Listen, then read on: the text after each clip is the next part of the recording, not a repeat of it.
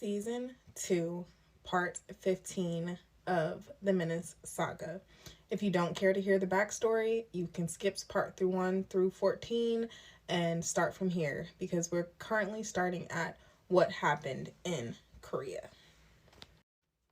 So moving forward in the story, here's a few things to note about Korea, just so that you understand what I'm saying moving forward. One, I had a sponsor before coming into Korea. That sponsor was here to help me get into Korea, to help me get situated, to answer any questions that I may have. Okay. 2, I wrote notes for y'all since y'all was talking about my storytelling. When luggage comes through the airport in Korea, if they find something that may be illegal, they put an alarm system on your bag. They watch the cameras and they wait for you to claim your luggage to then go through an extra security checkpoint in the airport. 3, I was briefed prior to coming into Korea. There was a lot of things that I needed to read. I remember one of the things in the brief was to bring 3 months supply of all of your medications. 4, court proceedings in Korea. I can't speak for everyone, but this is how mine went. When you are charged with something in Korea or something may be illegal, before going to trial, you have the opportunity to go to the prosecutors, and you have the opportunity to talk to prosecutors. And then if the prosecutors deem that you need to go to trial, they will send you to trial. But you have time to plead your case and tell them what was going on before you even go to trial, and you have time to pretty much mitigate the situation prior to a trial or a hearing. So moving forward in the story, we will be talking about what happened in Korea from start to finish, the witchcraft, how I came to know that everything that the Menace told me was false information, and yeah, I'm going to try to tell the story from start to finish. I'm going to try to keep it in chronological order. But y'all, if you've been through a traumatic situation, you know that you experience memory loss. And some things, when they're in your brain, they are jumbled up. I had to put the puzzle pieces together after all of this happened and had to figure out what was going on. I realized that the Menace was mirroring me the whole time. So when I was dating the Menace, at times I was dating parts of myself. So I was looking at parts of myself. If you know anything about a narcissistic relationship, then you know what I'm talking about with this. So yeah, let's move forward into what happened So prior to boarding our flights in the United States, I checked all of my bags and the Menace's bags in my name. It was free for me to check bags, and in order to save the Menace money, I checked all of our bags in my name. Months prior to getting into Korea, I asked my first sponsor, because I ended up having 2 sponsors. One left Korea and then I was assigned another one. I asked my first sponsor, did I need a visa to get into Korea? And my sponsor said no. U.S. citizens do not need visas to get into Korea. Once you get here, you will be able to get your SOFA visa. So don't worry about that. The Menace did need a visa because he was not coming here on a job or on an assignment. So he needed a tourist visa to come into Korea. And he got that. He purchased that prior to getting here. When we got into the airport, the Menace and I were in 2 separate lines to get our passports stamped. When I got up to the front to get my passport stamped, they were like, hey, you don't have a visa. I was like, yeah, I know. Here's my paperwork. I was told I didn't need one.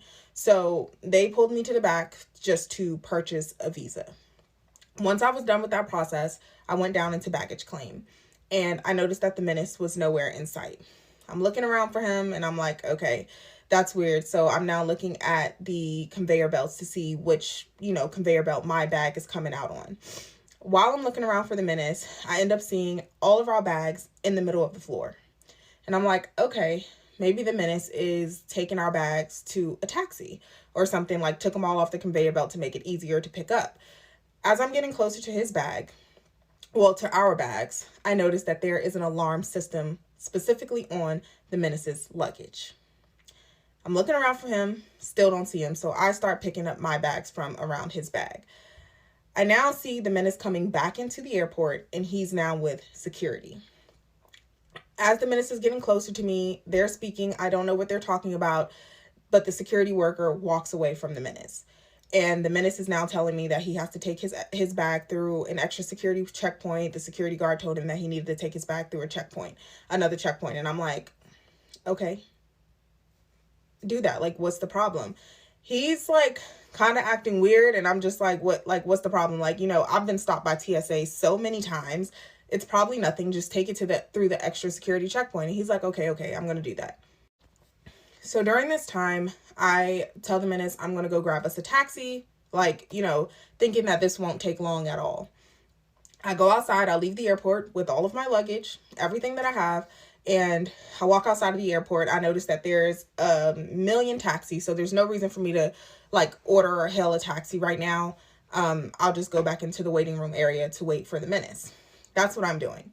So time's going by, and the menace still hasn't come out of the airport. He still hasn't come out of the security area of the airport. And I'm like, okay, what's going on?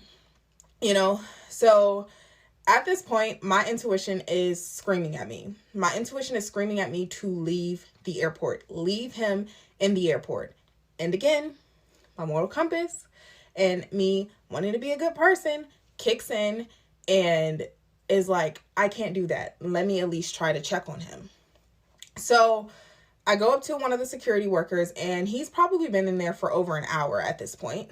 I go to one of the security workers, and I'm like, hey, I described the menace to them, and I'm like, what's going on? Like, is everything okay? I'm just checking on him and seeing if everything's okay. This worker at the airport is like, oh yeah, we need to check your bags. And I'm like, okay. Kind of whatever. I'm like a little bit taken aback. And so she takes my passport and she's like, yeah, you need to bring your bags back into security. And I'm like, okay. So I take bags that have already been out of the airport back into security for them to check. They are checking my luggage 5 times over. This is taking a lot of time. And at this point, I'm like, okay, I don't know what's going on. I don't have anything. Can I please go? At this point, they dump out my medications.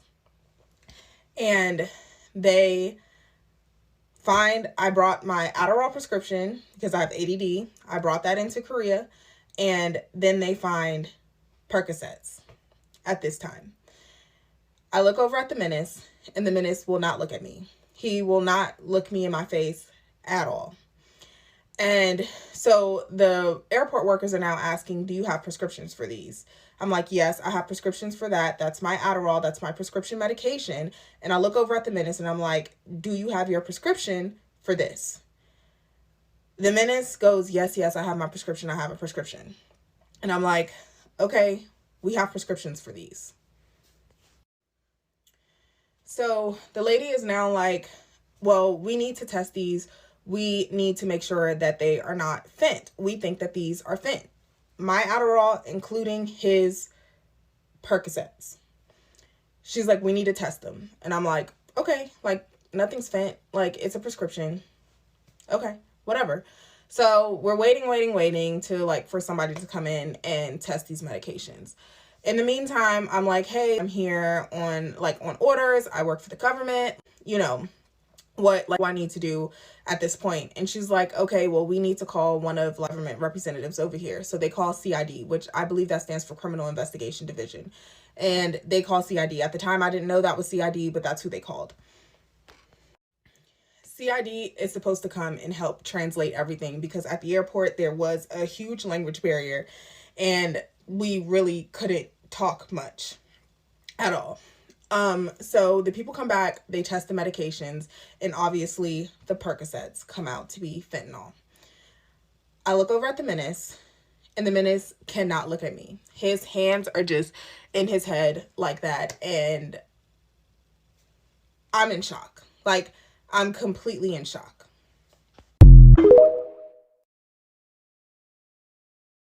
Spoil me, spoil me, spoil me. Everything wants to spoil me. It comes times 11, so lucky like 7, receiving my blessings enjoyably. I'm open to it and I'm ready. My mind and my energy steady. Receiving the flood of the blessings that come in like water, the flow is so heavy. Spoil me, spoil me, spoil me. Everything wants to spoil me. It comes times 11, so lucky like 7, receiving my blessings enjoyably. I'm open to it and I'm ready. My mind and my energy steady. Receiving the flood of the blessings that come in like water, the flow is so heavy. Spoil me, spoil me, spoil me. Everything wants to spoil me. It comes times 11, so lucky like 7. Part 16 of the Menace saga. So I'm in shock. And I'm looking at the Menace. And the Menace he can't look at me. He will not look at me. He can't look at me. And he's starting these fake tears. Which obviously at the time, I didn't know were fake tears. So I'm asking him, like, how are things Fent? How is this Fent? Like, like, what's going on? And he's like, I don't know what they're talking about, blah, blah, blah. So the CID rep is now there and he's talking to me and they pull me into a back room, like a whole locked up to abroad situation. There's a bed in this room, there's a desk in this room and a couple of chairs, and that's pretty much it. They pull me into this back room and it was just me at first. The Menace did not follow. He was not there. And I was like, no, go get the Menace. And so they draft up this paperwork and it's in Korean. And I'm like, I can't sign this. I don't know what it says. I can't sign it. So they are trying to translate to me what the paperwork says. And so I just didn't believe what they were saying. And so I took out my phone and translated it myself. And the paperwork pretty much said illegally smuggled amphetamine, which is Adderall, and illegally smuggled Fent into Korea. Long story short, that's what the paperwork said. And I was like, I can't sign this. I didn't illegally smuggle anything here. The amphetamine I told you is my prescription. I'm not illegally bringing that here. And like, I don't really know too much about the Fent. So the CID agent pretty much translates to me that you will not be able to leave the airport. You will not be able to go into Korea if you don't sign this paperwork. So now I'm like, well, you need to change the wording on the paperwork because I didn't illegally do anything. I didn't intentionally illegally do anything. Like, I'm so sorry that this happened, blah, blah, blah. But I didn't do anything. I'm looking over at the Menace, back and forth. And the Menace is just not coming forth, not saying anything, truly just not doing anything. So I end up having to sign this paperwork to get out of the airport this day. And at this point, I'm like, okay, this is something that can be figured out later. Like, they're letting me go. So I call my sponsor and I let him know what happened at the airport. And my sponsor is instantly like, how did you get Fent on you? And I'm like, I don't know. Like it couldn't be. Like, I just don't know. So my sponsor happened to be one of the Menace's frat brothers. And my sponsor was talking to the Menace, and the Menace is like, I'm going to figure this out. I think someone may have put something in there on accident. I'm going to figure this out. She had nothing to do with this. Like, I'm so sorry this happened. I'll talk to whoever I need to talk to. I'll talk to her boss, whoever I need to talk to get this figured out and to get this situated. I'm so sorry this happened. So we're on our way to the hotel. This is like my first step of, breath into Korea, and I'm looking at Korea, looking at all the buildings, and there's a glimpse of happiness and freedom that wants to come over me, and it's completely overshadowed by darkness, like instantly. And at that moment, I was not happy the rest of the time that I was in Korea. So we get to our hotel, we get on base, and, the Menace is just, at this point, like, extremely apologetic, crying on and off. I'm going to fix this. I'm going to fix this. I'm going to come forth. I'm going to tell them the truth. I'm going to tell them what happened, blah, blah, blah, blah. In the same time, the Menace is telling me that he thinks that his father or one of his parents' medications may have gotten mixed up somehow, some way. And I'm like, what? So he's telling me that both of his parents were prescribed Fent. He was like, don't worry. I'm going to call my sister and I'm going to get my father's medical documentation. He calls his sister. He asks for his father's medical documentation. And she's like, what? Like, no. Why would I have dad's medical documentation? Like, what? And so I'm just looking at him like,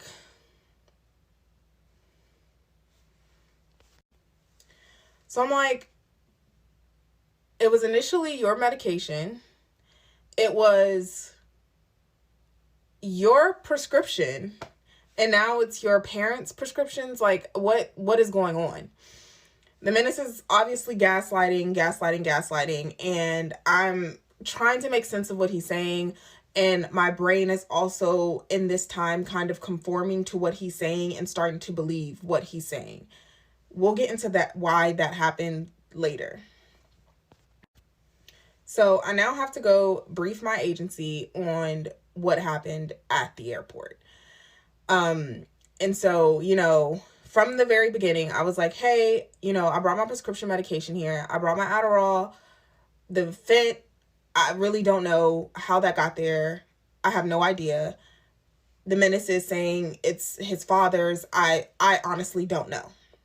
And that was pretty much like my brief from the very beginning. I was like, I take full responsibility for bringing my medications over here. Maybe I should have looked into it more. I just really, truly didn't think that that was an issue, considering the fact that I can get it prescribed here in Korea. I never would have thought that that was an issue. And plus, we're told to bring 3 months supply of all of our medications. So I just really, truly didn't think that that was an issue. So at this time, this is like within the first week of being in Korea, I had already contacted my realtor prior to coming into Korea. And so now we're getting scheduled to start looking for homes and things like that, because when we first got here, we were living on base, and basically living in a hotel on base. So I'm starting to schedule things with my realtor, and we are, going around looking at apartments and stuff like that. So this is one of my favorite things to do. This is like a hobby of mine, to just go look at apartments, look at homes. Like, I just like doing that. And I like looking at things that are out of my price range. That's my pastime. That's my fun. I like doing that. So while we're with this realtor, the menace is sprawled out in the backseat. He is sweating. He's asking the lady to turn up and turn down her air condition. He's asking if he can roll down the window. He's just being extremely dramatic in the car with this lady. After a while, the menace, he's like, I can't go in there. I can't look at another place. I just can't do this. I can't do this. So me and the realtor, we're going off and we're looking at other places. Every time we get back in the car to go to another place, the menace is complaining the entire time. At some point, he ends up throwing up outside of the car. And so, the realtor at this point is like, well, do we need to stop for today? Like, and the menace is like, absolutely, we need to stop. I need to go back to the hotel. The entire time, the menace is complaining about the hotel room, complaining about the bed, complaining about pretty much everything that's going on in Korea. And I'm just kind of like, no, we're not here for you. Like, what? So one day I get back in from work. Mind you, this is like week 1, week 2. This is the first getting into Korea. I'm getting back in from work. I have to go and do my meet and greets and everything. And then I can come back to the hotel room. I come back into the hotel room one day, and the menace is in the shower, and he's letting the shower just run on him. He's having diarrhea. He's throwing up, and is just sweating consistently. And I'm like, what is going on with you? He's like, I'm sorry, it's just the air. The air quality here is so bad. I have allergies. Like, it's just my allergies. It's just my allergies. I'm just so sick right now. Like, I feel like I'm about to die. So obviously I start looking up the symptoms. And what comes up, one of the things that comes up is withdrawal. And now I'm asking the menace, I'm like, are you withdrawing? And he's like, no, I'm not withdrawing, blah, blah, blah. And I'm like, well, right here, you have all the symptoms of withdrawal. So what is it? Because you don't have symptoms of allergies. You have symptoms of withdrawal. So what is it? He's part 17 of the menace saga. So now I'm starting to ask, so the perks, they are Fent. You're withdrawing from Fent. No, I don't know how that got there. I really don't know. I think that's my dad's medication. Blase, blah, blah, blah. So I'm also starting to ask questions. Did you give me fent? Like, you gave me Percocets in the past. Were they fent? And he's like, no, I would have never done that to you. I would have never done that to you. I've never given you fent. I've never done any of that. I really, truly don't know how that got there. All right. So one day my sponsor, he hits me up and he's constantly in communication with me. And he's like, hey, let's go, tour the base. Let me go show you where everything is. We also need to get your keys to your office and blah, blah, blah, blah, blah. So that's pretty much what we were doing this day. And I get the keys to my office and I'm finally getting situated and getting settled into my office. Well, once I got the keys to my office, the menace never let me be alone. The menace was constantly in and out of my office, constantly coming down from the hotel, constantly coming into my office. I'm trying to have meet and greets. I'm trying to meet with people. And the menace is just hanging around my office. He's not allowing me time to be alone again. So at this point, the menace is starting to switch up. He is now becoming very hostile, very violent, and is telling me that if he has to leave Korea, I'll be leaving too. These statements start off as a joke. Like, they start off like, you about to lose your job, like stuff like that as a joke. And they progress into very violent situations. And the menace pretty much letting me know that if I don't do what he says, that he will ruin my entire life. He's not going back to America and he will be here the entire time. So I need to listen to everything that he says. So I get this email to my government email account, and it's addressed to my colonel.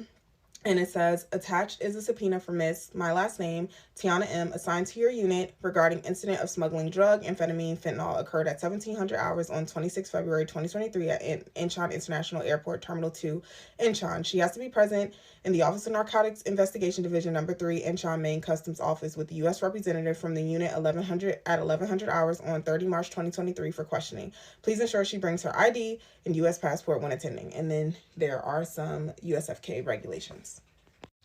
So at this time, I have been assigned a lawyer. I have briefly spoken to my lawyer, and yeah, the menace is now concocting this story about the fent, about how it's his father's. He is now telling me that I absolutely have to send over this stuff. And he's like, this will work. This will work. Like, you need to send over this medical documentation. You need to send over my father's death certificate and pretty much all the stuff surrounding his father's passing. And honestly, at this point, I truly did not know what to do.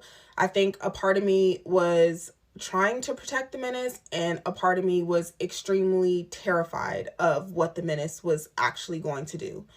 During this time as well, the menace is making phone calls to his sister, pretty much telling his sister how he wants to invite his uncle that he does not like. This is a blood relative that I have never met. How he wants to invite his uncle overseas to off him. So I know that my life is completely in danger right now, and I have completely messed up. So all this information is submitted on the menace's behalf. Medical documentation for his father that was false. His father's death certificate, I don't know if that was fake or not. I have no idea. And it was just some other things. He also, because I wasn't willing to lie, he drafted up a whole thing. My lawyer asked for me to draft up like everything that happened, write it down and send it to him. So the menace also drafted up everything that happened and how the fent got into this country. He sent that to me via email, and it was forwarded to my lawyer. So around the 3-week mark of being in Korea, the menace gets a teaching job online. He's telling me how this teaching job, yeah, he makes so much money for this teaching job. People usually start off at 20,000, but they loved my interview so much that they ended up putting me at the highest pay. That's what he's saying. So for this online teaching job, he obviously needs internet. So my realtor's in and out. She's fixing things, and she's like hooking up the internet. Well, the menace is complaining about the internet. He's consistently complaining about the internet, how it doesn't work, how he's trying to get on his work calls and they keep going out. The internet just sucks. It doesn't work. So she comes over multiple times for this internet, sends other people over, blah, blah, blah. And she ends up pulling me to the side and she's like, hey, I don't know what he's talking about, but the internet is working. Like, we've done everything that we can. Like, if it's not working anymore, then you all are pretty much going to have to pay for like a higher internet service. So the menace now is like asking if he can use my computer to work because his computer is just not working and nothing's working on his computer. At this time, I had set up my office space. My apartment is 4 bedrooms. My condo is 4 bedrooms. I have set up my office space. I bought a desktop. I bought a desk and pretty much just set up my office space for me. I told the menace he has, an extra room. He can use that extra room for anything that he wants. Set his office up, be able to like work in that room, buy yourself a desk, blah, blah, blah. Like, set your space up. While I was furniture shopping for a desk, the menace did not buy a desk. He just didn't. So he's now asking if he can use my office space, if he can use my computer, blah, blah, blah. So I'm at first like, no, you can't use my computer. Figure it out. Like, it's your job. Figure it out. Use your own stuff. Why are you consistently having to use my stuff? And the menace at this point is like, oh, like you don't want me to have anything. You're trying to control me. You're trying to control my money. You're trying to control my finances. And you know that I need this job. And you're hindering me from being able to do my job. It's your job, bro. Like, what do you mean? What are you talking about? So pretty much this gaslight fest. So one particular day I give in to allow him to use my computer while I'm at work. Well, while I'm at work, I'm consistently getting these emails and they're Google codes to my phone as if like someone's trying to log into my Google account. And I'm like, what? So I get home that day and I'm like, were you trying to log into my Google account today? And he's like, no, what are you talking about? So obviously I change the password to my computer and I move on. So days following this, I'm consistently getting these Google codes. After changing my password a couple of times, I'm like, okay, maybe it's nothing. Like, maybe it's nothing. Maybe somebody else had my phone prior and they're trying to get their Google code. I don't know. So we are gearing up to the prosecutor meeting March 30th at the airport. We go to the prosecutor meeting. I talked to my lawyer outside. My lawyer's talking to the both of us and he's like, what happened? I'm like, I brought my Adderall over here. I'm so sorry that this happened. Like, I just was not aware that this was illegal in your country, but also I'm here on SOFA and I can get Adderall here. I know so many people with Adderall here. Like, I don't understand why this is an issue at this point. The menace starts telling the story about the fent. So we go into the room with the prosecutors. So we're in the meeting with the prosecutor. It's myself, it's the menace, it's my lawyer, a translator, a representative, a SOFA representative, and 2 CID agents. When the meeting starts, they kick the menace out of the meeting, which I found to be weird. So they're starting questioning and they're going over, the Adderall, how that got here, my prescriptions. I had previously provided all of my prescriptions and everything. And I had just, because they were asking me so many questions before this meeting, I had just provided my whole doctor's case file. I asked my doctor to send me my entire case file, everything I've been prescribed here. And I gave them all of that. So it included everything with my migraines. It just included my whole, everything that was going on with me over the years since I've had that doctor, which I think was probably since 2016 or something.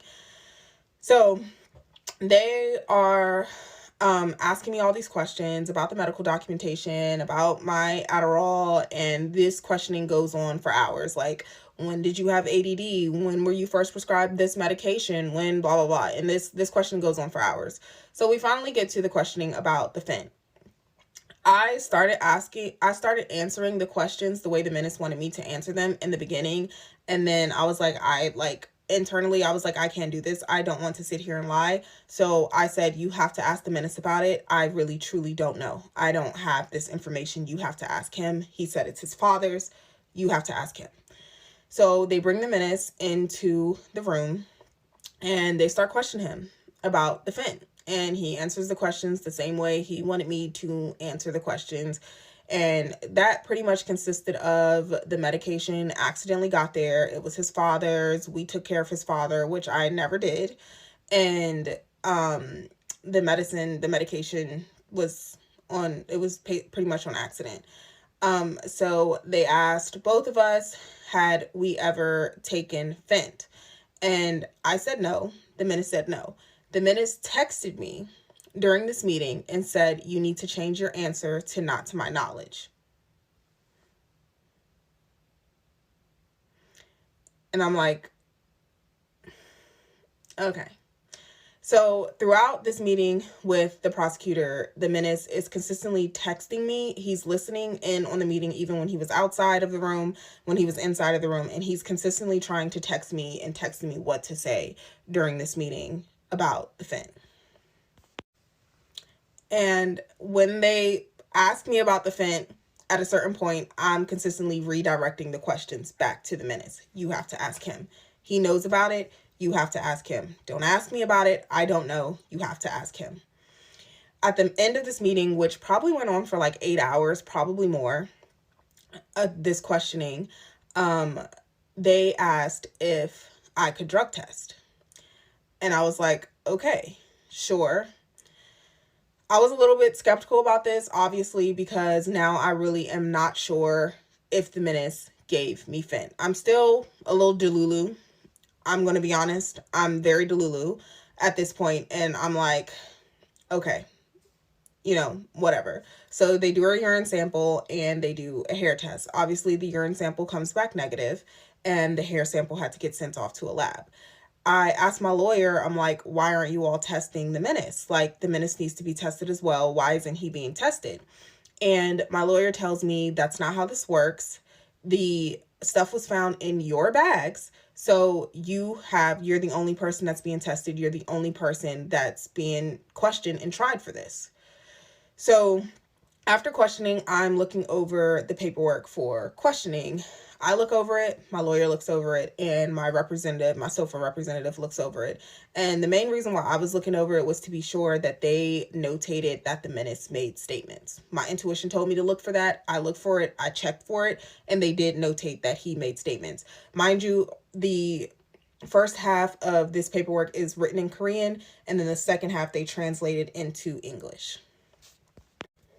So obviously the only one I could read was in English. I had to go through and I had to sign all this paperwork. How you sign paperwork in Korea is you fingerprint every single last page and sign it.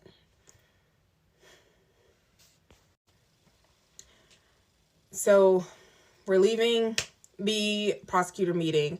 And obviously at this point, I realized that I've completely taken a bid for the menace.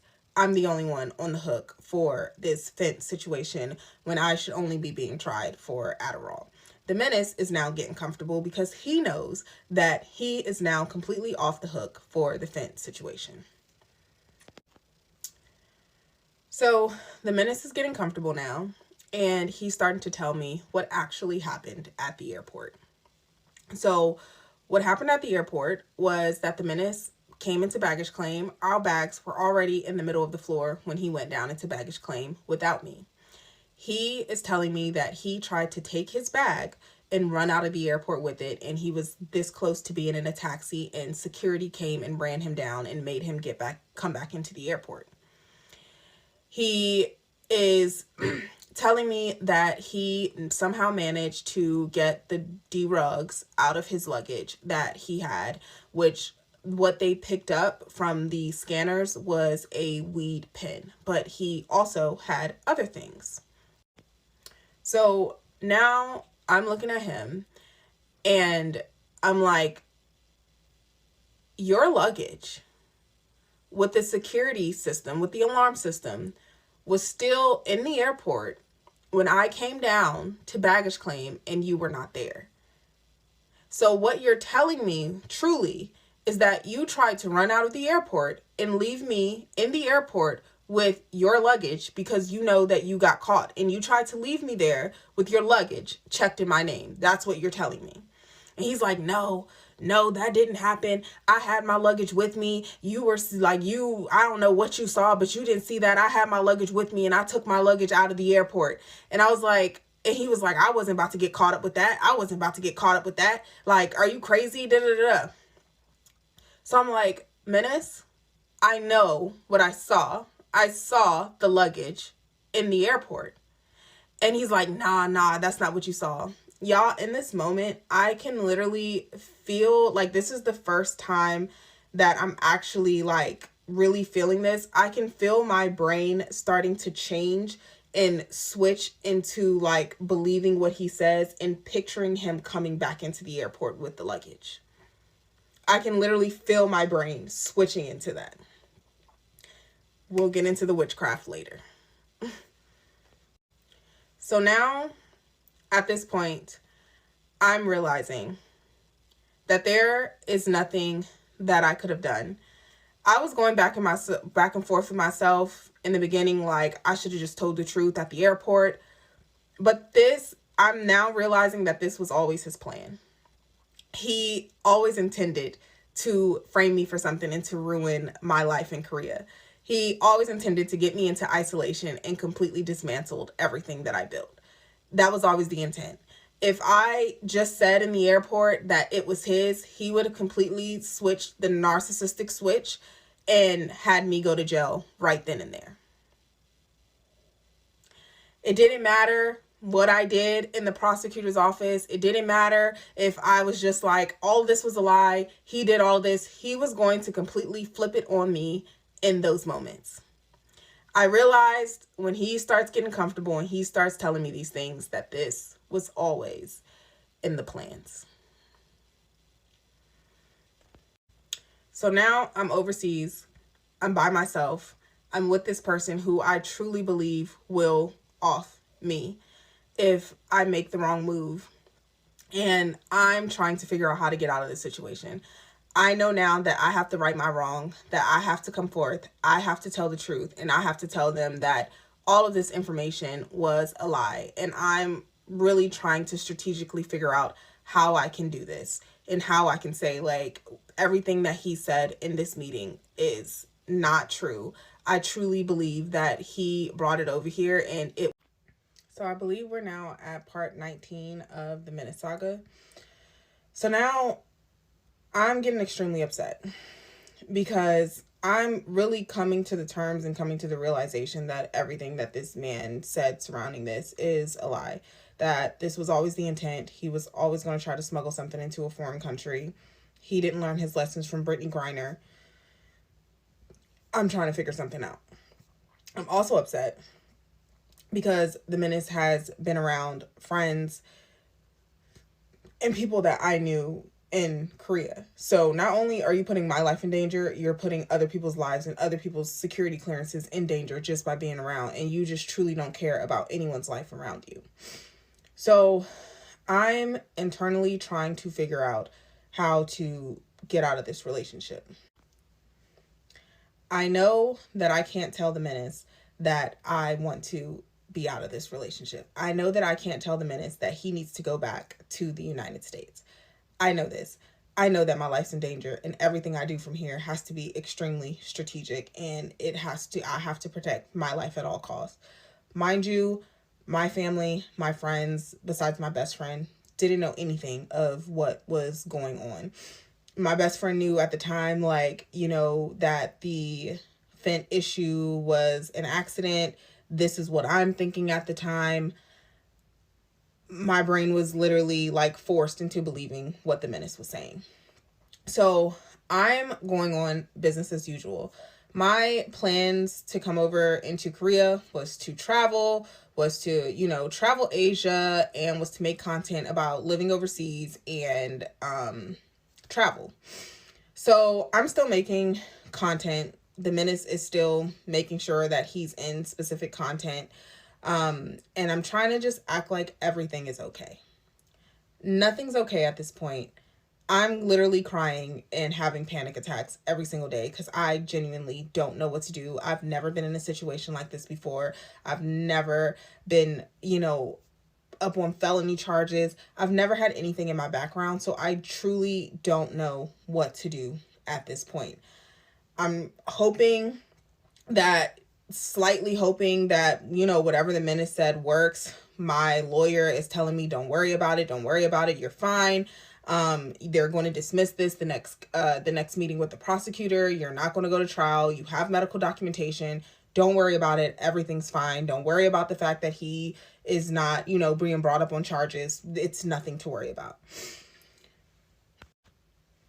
So in the back of my mind, I am plotting and planning. The Menace is obviously making sure that I don't have any time to myself. He is smothering me. When I'm leaving out to work, he's rushing down to my car to come to work with me. He doesn't work there. Why he's doing that, I don't know. The thing that pretty much stopped him from coming to work with me was that he started that teaching position. So this leads me to getting a text message from one of his sorority sisters who work on my base. She texted me and she was like, hey, I have a job for the Menace. Can he come in this week for an interview? Blah, blah, blah. I initially did not respond to her, and just out of kindness, I was like, hey, yeah, sure, I'll let him know. I had no intentions on letting him know a thing. So after taking a while, because I think I probably took a few hours to text her back, one of the Menace's frat brothers, not my sponsor, another frat brother who worked on base, calls the Menace and is like, hey, we have a job for you. Can you come down and interview for this position? The Menace comes to me and the Menace is like, you weren't going to tell me about this job. Somebody told you about this job. I need a job. I need a job. I need a job on base, and you weren't going to tell me anything. You just want to ruin my life, and you just want to do X, Y, and Z, and you want to control everything, and you want to make sure that I'm not making any money. No, I want to make sure that you get the hell out of Korea. That's what I want to make sure. But I'm like, I was just like doing stuff. I was moving around. I just didn't have time to tell you, because I'm really just trying to hold it together and fake the funk like everything's okay, because I know that I can't let this man know that I'm plotting for him to get up out of Korea. So he's getting prepared one day to go to this job interview. Literally puts on a wrinkled shirt, puts on some jeans, and I'm like, you're going to a job interview looking like that? He's like, oh, the wrinkles will fall out. And I'm like, are you a child? Like, that's how you're going to present yourself at a job interview? I shouldn't have said anything, but I was just really irritated. At this time, also, his other job at the teaching position was pretty much getting on him about how he showed up on camera for teaching and saying that, this is his words, saying that he looks extremely intimidating and that he needs to have a button up. He was showing up to this job with a t-shirt on, hair not done, all this stuff. And the Menace is now like, you need to do my hair. You need to do my hair for my job. They're getting on me because my hair's not done. You need to do my hair. I'm like, no, figure it out. Figure it out. Put it in a ponytail. I don't know what you want to do, but figure it out. I'm like, I'm done at this point. So I'm like, I don't have time for that. I have other things in my brain. I truly don't have time for that. So he is taking forever to get dressed. I have to go to work. So I'm starting to leave out. I'm like, I don't care. I'm leaving out, to go to my job, my federal government job. And, I'm leaving him at the apartment, and he runs out the side of the apartment. Like, I have to come up through the garage, and he runs out and pretty much like stops my car so he can get in the car. He's like, you really don't want me to get this job? Da, da, da, da. I gave you time. Like, I'm not doing this. I'm not doing this. So he goes to the interview. He comes back and he's like, yeah, I'm about to be making a lot of money. I'm getting all these benefits. I get housing. I get this. I get that. And like, do you want me to move out? Do you want me to move out? Do you want me to just go get an apartment in Seoul? Do you want me to move out? And blah, blah, blah. And I'm just like, do what you want. Like, do what you want. So at some point, I look through the Menace's phone. I'm trying to see if he has access to my email account, because obviously I've been getting these codes for someone to get into a Gmail account. So I looked through the Menace's phone.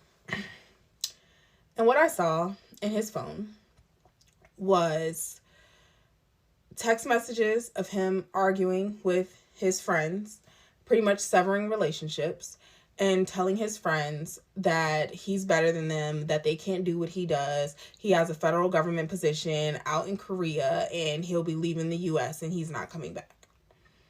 I see a text message between he and his ex-girlfriend. His ex-girlfriend helped him get the job at the mayor's office. There's a text message between them, and he's telling her when he got fired and that he didn't embarrass her in any way, and that because of her, he got a federal government position in Korea. I see text messages between he and his sister, and there's a lot there, but in long story short, his sister is pretty much arguing with him to get his ish together. There are messages between he and P-Toots where he's trying to get P-Toots to come to a hotel, and they're very bottom barrel P-Toots. There are messages between he and other people, and people are calling him a snitch and pretty much saying he's a bitch, and the only reason he has anything is because of his parents. He just has mommy's money, and all he ever is and all he ever will be is a junkie. So now at this point, I realize that the Menace, it has taken my life and told pretty much most of the people that he knew that did not know me, that he pretty much told everyone that my life was his. And I see that clear as day in these text messages.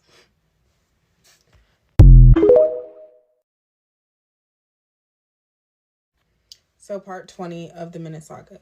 At this point, my vision is starting to become very clear. I've stopped intercourse, I've stopped eating, I've stopped doing things for the Menace. But outside of that, I'm still kind of acting like, oh, I love you so much. Like, really faking the funk, just playing the game, but I'm plotting. So I wrote notes. He's on the phone with his friends.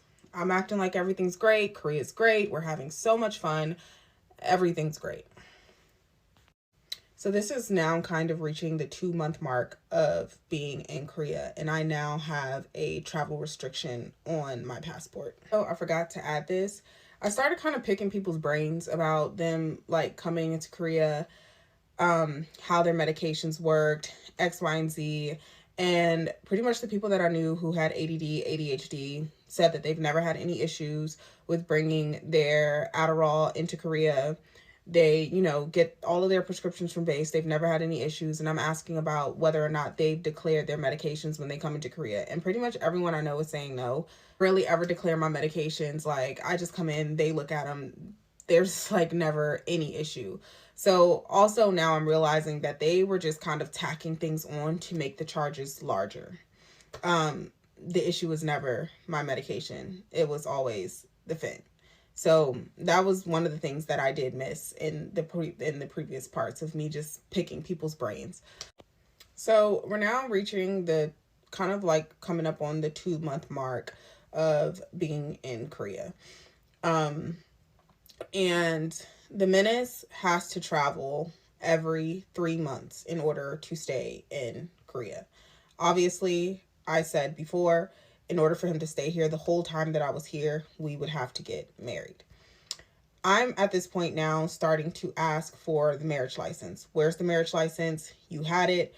I saw it in his book bag when we first got here. I don't know why I didn't take it out, but moving forward, I was asking for the marriage license that neither of us signed. He is gaslighting once again, and it's pretty much saying like, you had it, you lost it, you're always losing things, like you had the marriage license, you need to look for it, you need to find it. Once again, I can feel my brain starting to believe what he says and shifting into his reality. And I'm now fighting back the shift into his reality. I'm fighting that back. And I'm like, no, I saw it in your book bag. I know you had it. Where is it? He doesn't give it to me. He says it's lost at this point. That comes up later, which is why I said it. So he is now making plans to travel out of the country. At this point, I have an eye hold. I have a travel restriction. I cannot travel out of the country. So now, I'm kind of like, okay, this may be a good time for me to successfully leave the menace and be safe. He'll be out of the country. Also, I'm pissed because I'm like, you really just took everything that I wanted to do. You stopped me from doing everything that I wanted to do in Korea. And now you're going off and doing all of these things that you never even had any plans or intentions on doing prior to meeting me. And I'm having this conversation with him and I'm like, you really just like took my entire life and you're living it as if it's your own. He has nothing to say. Nothing to say. So he's planning this trip out of the country and he leaves. I take him to the airport happily, come back home, and I'm now pacing the floors. Like, I'm going back and forth, and I'm going back and forth with myself, and I'm literally fighting myself. Like, do I want to do this? Is this safe? Do I want to leave him in these moments? I'm like, God, give me a sign. Like, give me a sign. So I go over to my neighbor's house. As we met neighbors at some point, my neighbors had agreed to pick the menace up from the airport. And I go over there, I'm hanging out with them, and I tell my neighbors in those moments that I am leaving the menace. I'm packing up his things. One of my neighbors came over. She helped a little bit. She went home. And, that was that. I called all of my family and, my close family members and my friends back home, and I let them know that I'm leaving the menace. Still, I'm fighting my brain. I'm going back and forth. And I'm really trying to figure out if this is really, truly what I want to do. So my intuition tells me to call the menace. Give him a call. Yeah, my intuition was actually not that nice. My intuition was like, girl, you wanted a sign, you dumbass little girl. Pick up the phone. He's getting his Peter Weeder sucked right now. Pick up the phone. Which I barely talked to him the whole time he was in this other country. I give the menace a call, and he's on the phone, and it is very evident that he is on the phone with me having intercourse with someone else in this other country. And I was kind of pissed. I'm not gonna lie. In those moments, I don't know why. Like, I was pissed, but it was kind of like, you really got me effed up. Like, you really got me effed up. So the menace pretty much made it very evident that he was cheating. And that's also a manipulation tactic that narcissists use. They do things right in front of you to pretty much break you down and break down your self-esteem. So in these moments, I spoke too soon. And I was like, yeah, you can go ahead and leave. Like, you can just get on a flight straight back to the United States. There is no reason for you to come back to Korea. Your stuff is already packed. Don't come back. I will happily ship your stuff to the house that you have, because you own a house, right? We're done. So after I told him I was going to ship his stuff back to his home that he apparently owns and is getting rented out, He asked me not to do that because there's no one there to take care of it. His sister ends up texting me and she's like, you know, I just don't see the menace doing this. What you're saying he's doing, it just doesn't make any sense. Blah, blah, blah, blah. Like, I really hope you guys work it out. Blah, blah, blah, blah, blah, blah, blah. And I'm being nice in these moments because I'm just like, I really don't care. Honestly, I ask for her address so I can ship his stuff to his address. She respectfully says she doesn't want it there. So I move on with, you know, just getting stuff prepared. I'm like, I could have said everything to his sister in these moments, but I also didn't want things in writing. I didn't know what the menace was going to do. I didn't know what he had planned. He obviously already told me that he was going to completely ruin my life if I broke up with him, and pretty much already said that I could never break up with him because of this situation. So my neighbors texted me and they told me that the menace changed his flight and that he's coming back into Korea early, and that they're still going to pick him up from the airport. My neighbor was supposed to text me and let me know when they were heading to the airport and when they were coming back so that I could be out of the house. She did not text me this. So, when I got to the point of leaving the house, the menace had already come back. So the menace changed his flight to an earlier day. Mind you, the neighbors are the only people who have this information, so I am relying on them to tell me when the menace is coming back. They told me that the menace was coming back late in the afternoon. Well, the menace ended up getting back early morning. They were supposed to text me and tell me when they were leaving for the airport and when they were coming back. They did not tell me, so now I'm realizing that these neighbors are probably ops. And he is like ringing my doorbell, like just doing all this stuff. Oh, I had my realtor come over and change the locks and the lock codes and everything on my door. So the menace is back and he's pretty much hanging outside of my door. There was a point in time where I was checking the cameras and I checked them for a while and I did not see the menace outside of my door.